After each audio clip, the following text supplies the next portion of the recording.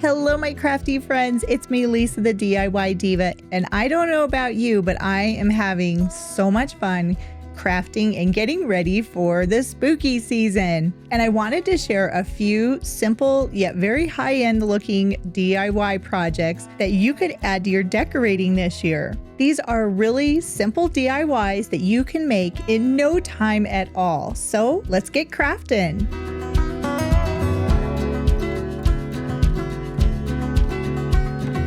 All right, so for the first project, I have a couple of pieces of 2x4 wood that I cut down to be about 4 inches tall, and then I painted everything black. You've seen me paint things black before, so I didn't really think you'd want to see that. But once the black paint had dried, then I came back with my tiny micro sander and I just sanded away some of the paint around the edges.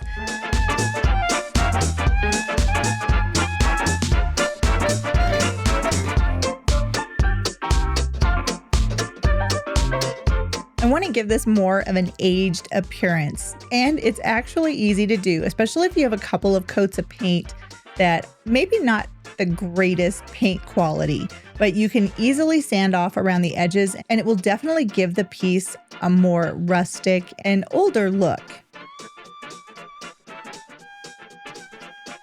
And once the wood pieces were sanded down, then I came back with some puffy paint. Now this is tulip puffy paint. And I've seen where people have done these ghost pictures and stuff online. I guess those are very trendy right now. And I wanted to make something similar but different. And I had the tulip paint, so I figured, you know what, I'm just going to give this a try.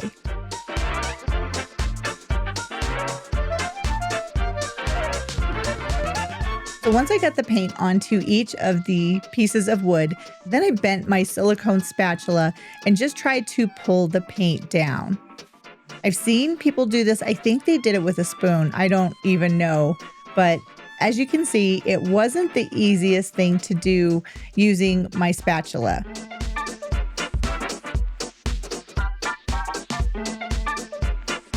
So then I decided I'm just going to come back with a chip style paintbrush, and I'm just going to drag the rest of that paint down to the bottom.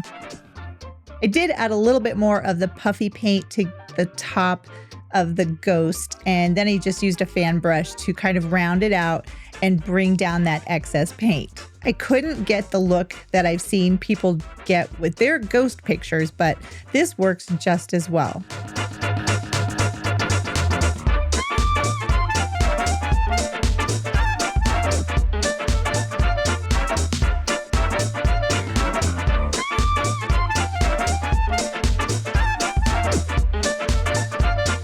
Now, once those had time to dry, then I came back with just some regular black acrylic paint and I painted eyes on each of the ghosts.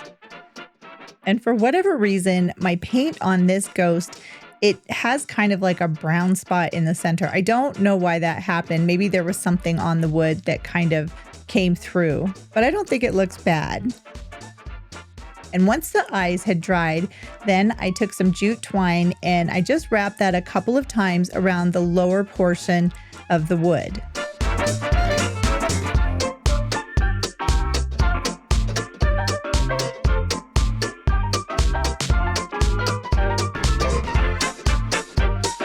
Now this is what the silicone spatula, or I don't even know what it's called, but this is what this was designed for.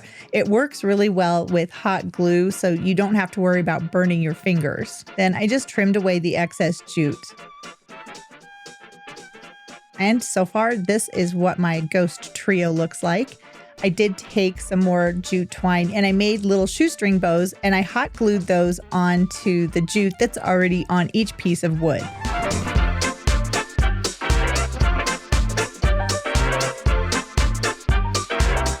These are so cute, and talk about a simple project. So if you have some wood laying around, some scrap wood, this would be an excellent way that you could use it. You could do it in different sizes too if you wanted to, but I wanted to keep all 3 of my ghosts nice and uniform, so that was why I decided to do it this way.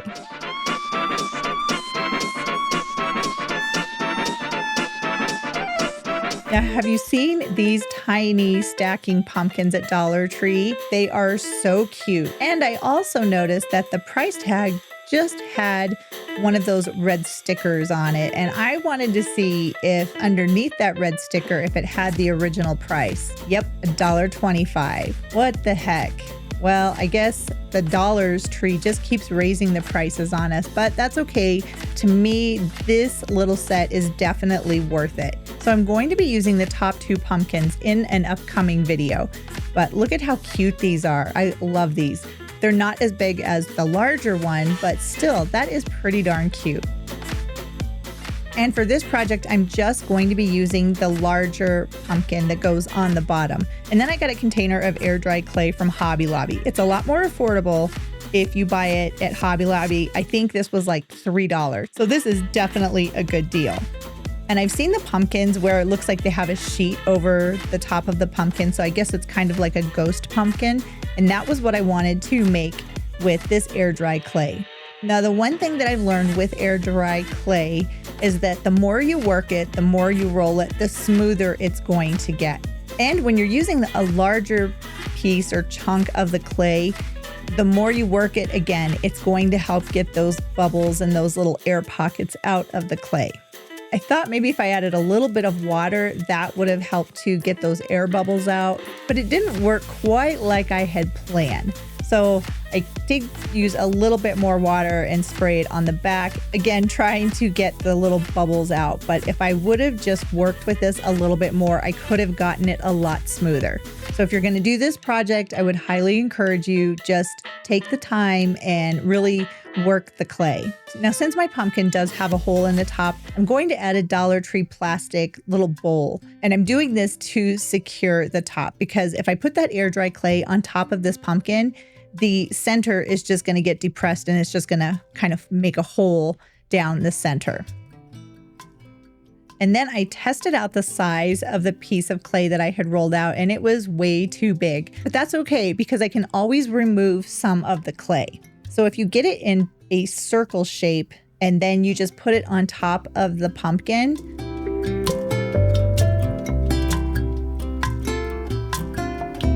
and then you can form the edges around the bottom portion to make it look like it's kind of drapey.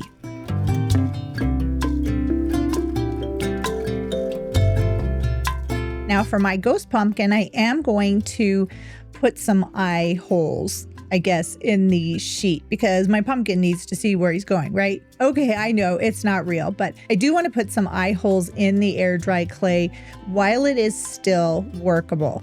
You don't want to do this when the clay is already hard. This is just much easier to do this way.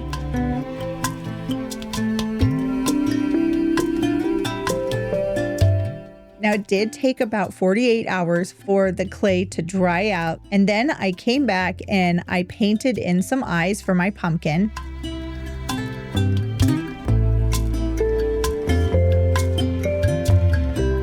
And I gave him a little bit of a wonky smile too. Next, I found a pumpkin stem that would look nice on the top, and I just secured that in place with some hot glue. Now, for my first time ever doing this, I am pretty happy with this project. I think hindsight, I should have worked with the air dry clay a little bit more. So like I said, if you're going to be doing this project, I would just work with the clay until it's nice and smooth, and I think you'll be really happy with your end result.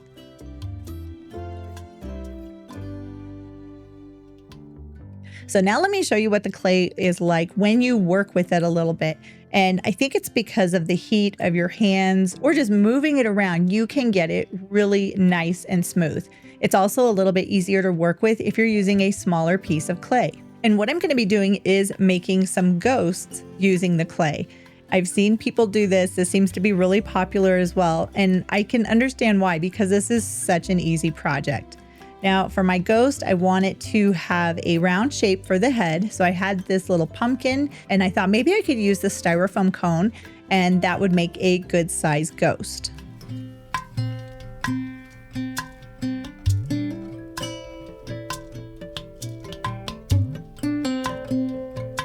But then I decided, I don't really like that form. So I'm going to just trim away some of that excess air dry clay.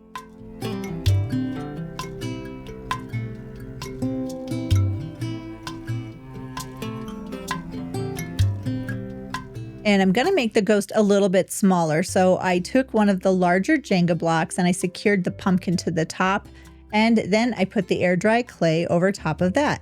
And I don't know if you can see that the air dry clay is actually a lot smoother in this project than it was in the last one. You can stretch it, you can kind of move it around, and it will keep its shape pretty well, even once it's dry. So now I learned the trick is to really work with the clay. I've got 2 more ghosts that I want to make. So I'm going to smooth out a small piece of the air dry clay, and then I'm also going to roll it out a little bit more. That's going to make it a little bit larger. And again, it is still nice and smooth. I wanted to have multiple little ghosts for decorating with. So I had these wood pieces and I thought that would be a nice size ghost. So I just put the air dry clay over top of it, and then I stretched it down on the sides and then just moved it around a little bit to get the look that I wanted from this ghost.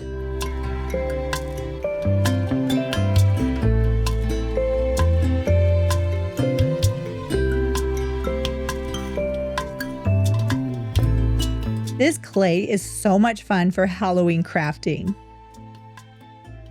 And I know you've seen me do this already with the other 2 ghosts, but again, I'm going to do it with the 3rd ghost and show you how simple it is to do. So I work with the clay a little bit in my hands, get it nice and warm. Then I use a tiny rolling pin to roll it out. Take one of those wooden pieces again, and then just put the air dry clay down on top and stretch it down a little bit and decide how I want my ghost to look. This one had a little bit too much clay, so I did go ahead and remove some of the excess.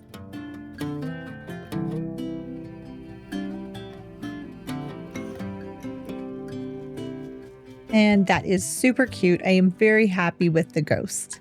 Now, once they were dry, these are the ghost. And this also took about 48 hours to get so that it's going to keep this shape. So I guess to dry. Then all I had to do was come back and add some eyes for the ghost.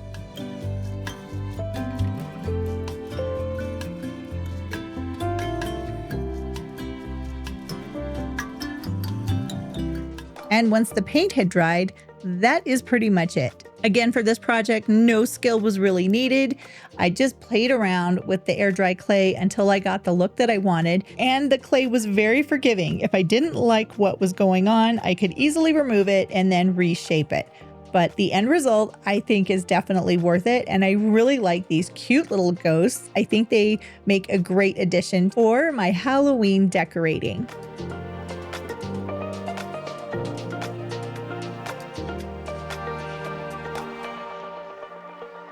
Now, this is a foam pumpkin that I got from Dollar Tree a couple of years ago. If you go and get the velvet covered pumpkins at Dollar Tree, that's what this form is from. But what I'm gonna do is take some different ribbons and fabric in Halloween colors, and I'm going to put these onto the pumpkin.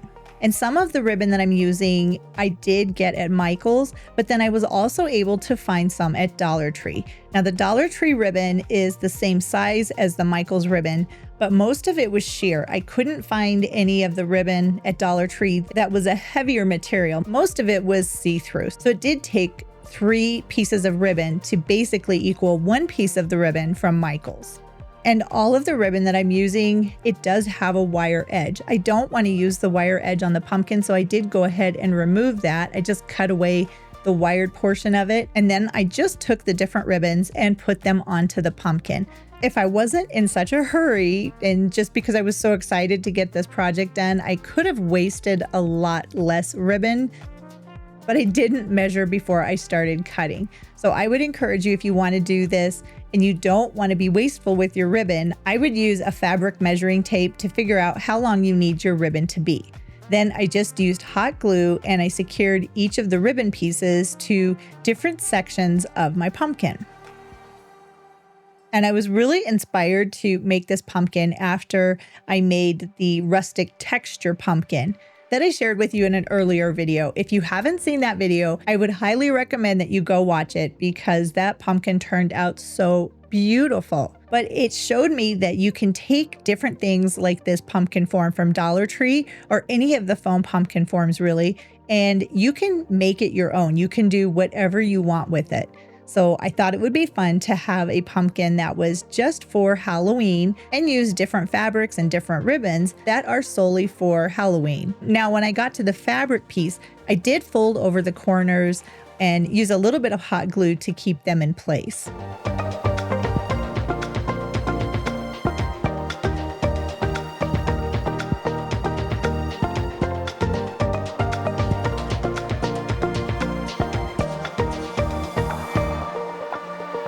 Then I used a little more hot glue down the length of the ribbon and then just secured it to the pumpkin.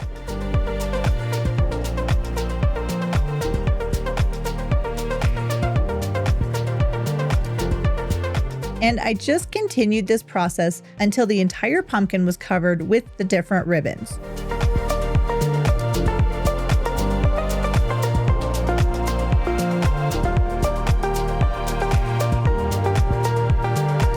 And when I was done, this is what my pumpkin looks like. Now, I think this looks pretty good like this, but I do want to kind of give each of these edges a more finished appearance. So I had this ribbon from Dollar Tree, and then I had this ribbon from Hobby Lobby, and I was trying to decide which of the wire edge I wanted to use. Now, if you had some gold cordage or something like that, you could use that and it would probably be a lot easier. I didn't have any though, but the edges on this ribbon are so glittery and so pretty. I thought this would work well. So then I used a little bit of hot glue in between the fabric and the ribbon. So wherever there was a new ribbon color, then I just took some of that wire edge and I secured it so that it's right in between the two different pieces of fabric.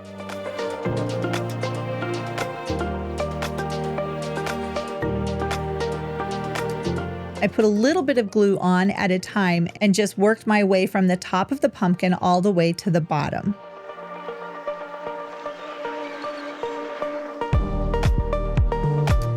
And I did this all the way around the pumpkin. So in between every piece of ribbon, there is that gold cord. Once I was done with that part, then I did want to add a pumpkin stem. So I had some Rub and Buff. This stuff is so much fun to work with, and they have different colors, but it doesn't take very much. I've got way too much in my container, but I used the Rub and Buff on the pumpkin stem and just painted everything with the gold paint.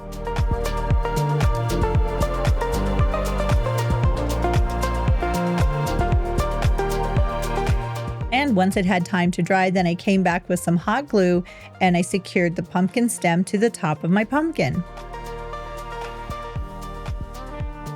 And there you have it. Look at this adorable pumpkin. This was a lot of fun to make. I am having so much fun making different pumpkins like this. I really like the different colors of the fabric and the ribbon. I think it looks really fun. It's very festive for Halloween, not in a scary way. I'm not a fan of scary Halloween stuff, but I really do like the bright colors, and it's always fun to decorate for Halloween. Now, on my last outing to Dollar Tree, I found these picture frames, and they came in two sizes, 5x7 and 4x6. And thankfully, they were still $1.25. But what I'm going to do is make some Halloween art. So I took one 5x7 frame and also one 4x6 frame, and I removed everything. So the backing, the interior portion, as well as the glass. Now, if you're going to be doing this project, just be really careful with that glass. It is not the highest quality. Now, I don't want my picture frames to be black. I want them to have kind of an old weathered appearance. So I took some white acrylic paint, and then I also took some chalk paint, and I roughly painted around everywhere on the frame that was black. I don't want the paint job to look perfect. I do want to see some of the brush strokes, and I want to see some of that black peeking through.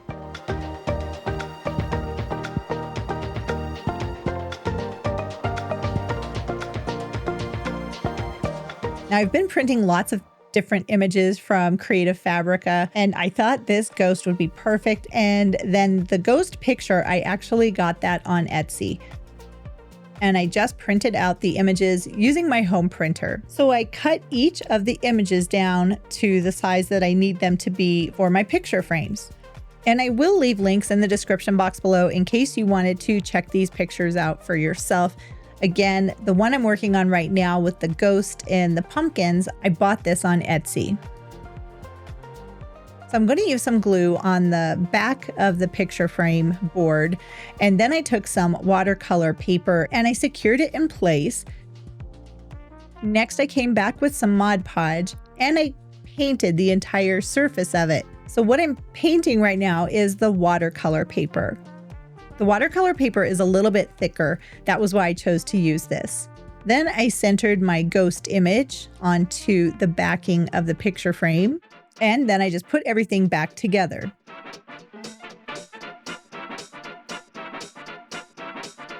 Look at how cute that is. Next, I did come back with a little bit of Mod Podge, and I just painted a light coat of Mod Podge on the frame. Because since this frame is plastic, if I were to drop it or even when I'm storing it, the paint could chip off or just kind of peel off. The Mod Podge will protect my paint job. Now for the smaller picture frame, I'm going to be cutting out the little lace ghost. And I thought I might have some black scrapbooking paper, but I didn't. So I took some black chalk paint to cover the white of the watercolor paper. The watercolor paper is really nice for projects like this because it gives it more of a high-end look. It doesn't look like it's just paper put into a picture frame. And I just did different brush strokes all across that paper.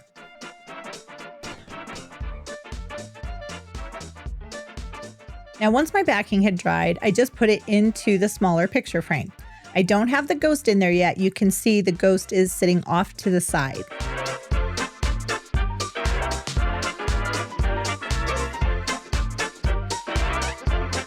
And there is my picture frame with the black background. So now I'm just going to put a coat of Mod Podge on the back of the ghost, and then I'm going to position it where I want it to be in the picture frame. And then I just smoothed down the ghost image onto that watercolor paper. Then I came back and painted in the eyes of the ghost.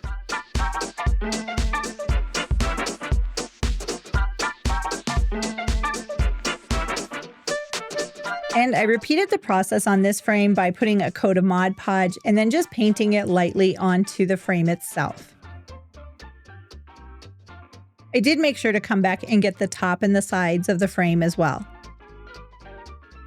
Now, while I did like that look, I wanted it to be a little bit more worn and weathered in appearance, so I came back with a small chip brush and just a tiny bit of black acrylic paint, and I just dry brushed each of the frames.